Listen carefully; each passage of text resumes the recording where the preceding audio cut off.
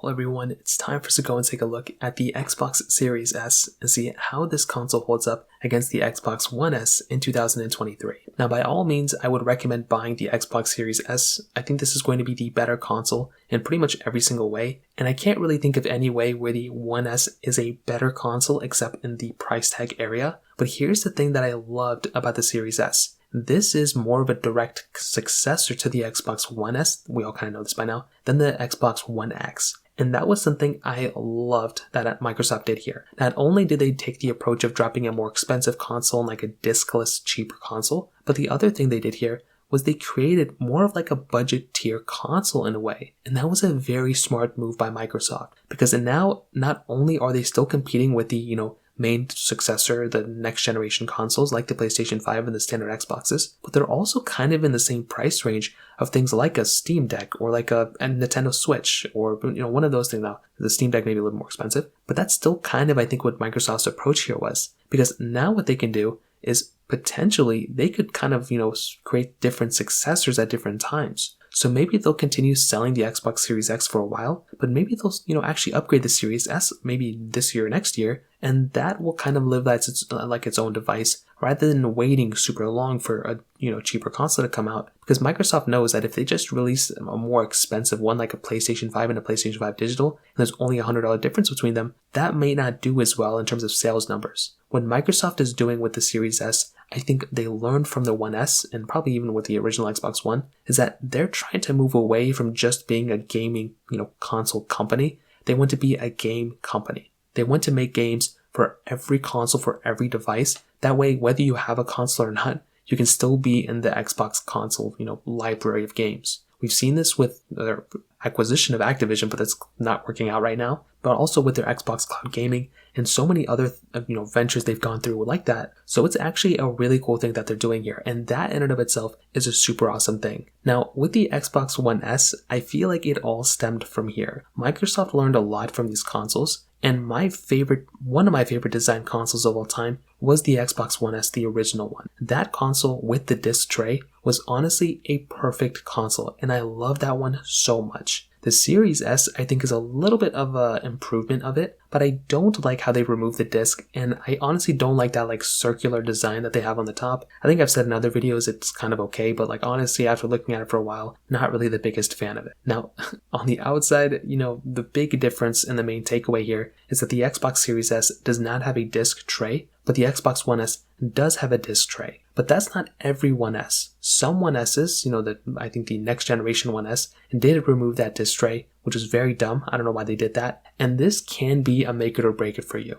Although there's so many changes internally, the biggest change, the Xbox Series S can play the next generation of games where the One S cannot. Being able to play your older library of games straight from your console with the actual disc in your hand there's no other way to actually secure the legacy of those games than having that. There's lots of times where a gaming developer, a gaming manufacturer can cut cords on a game, and if you only have the digital version of it, well, if you can't transfer that game to another console, or if you lose access to that account, lots of things can go wrong. But if you have that physical copy, of course the disc can break and things like that can happen, but at least nobody can really take that from you. At least Microsoft can't take that game from you unless, somebody comes and robs you. But I think that's a great thing to kind of think about with the Xbox Series, with the Xbox One S. You have that disc tray. You can play all the Xbox One games and the 360 games that you want to, and whatever other games that are compatible here. The Series S, since it is only a digital console, you can only play digital games. So it's not the biggest deal breaker ever. It's not something I would look at and be super offended by, but it's always been something that I've looked at and kind of been a little hesitant of oh, go buy the Series S because of the lack of disc tray. If that console had the disc tray, 1000% it would be perfect. But if you wanted the disc tray, you just buy the Series X and pay a little bit more money. That's kind of the main difference that I can see on the outside. The controllers are slightly different as well. My favorite thing about the Series S controller, that you are getting USB-C on it. I very rarely ever use micro USB, so anytime I have to, plug in my actual controller, my Xbox One S controller to basically any device I have, or if I have to charge it for some reason, it is insane the process of me finding a micro USB cord. I always forget about it. I leave them all over the place. With the USB-C charger, I have one all over the place. So that's amazing. With the Xbox Series S controller, you don't really have to worry about it, which is something that I look at, and honestly I look forward to with it. So that's another thing to kind of keep in mind with that as well. Now on top of that, with the Xbox Series S controller, I think it design-wise looks a little tiny bit better, but it also looks very similar to the Xbox One S, so it's understandable. Going back to the console though for a second, you have to remember that the Series S is still a more powerful console, but one thing that's happened now more recently than ever before is that these next generation of consoles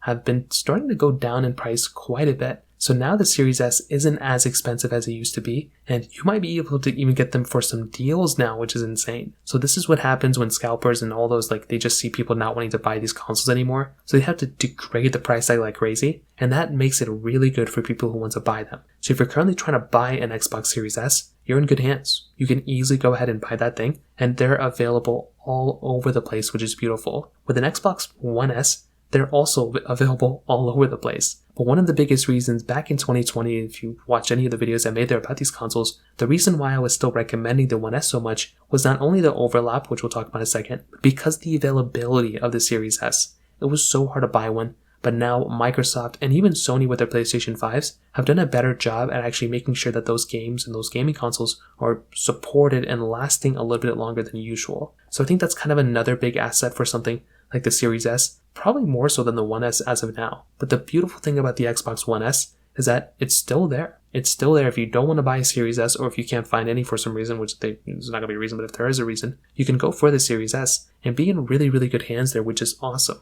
So keep that in mind. That's another thing to kind of remember in the back of your head. On top of that, with the Xbox Series S, there's so much overlap between the One S, but now we're starting to probably see some more games coming out for the next generation console, and some more features coming out for the next generation console where the One S really wasn't or isn't really supported with right now. A big asset for the One S right now, I would say, is that it's had all of its software updates. It has a massive gaming library that you can buy. The Series S is still developing. And back in 2020, I even thought about to myself, and I made so many videos on it, stating that the overlap between those consoles is going to be crazy. The game developers who are making Xbox Series S games know that they're not going to go ahead and just be able to only make Series S games. They have to make them also for the Xbox One S. So because of that, we're going to be in a spot where Microsoft is just going to have to keep making sure that they make games for both consoles while they're still being supported, as well as game developers making games for both consoles as well, which I think is going to be a really cool thing. But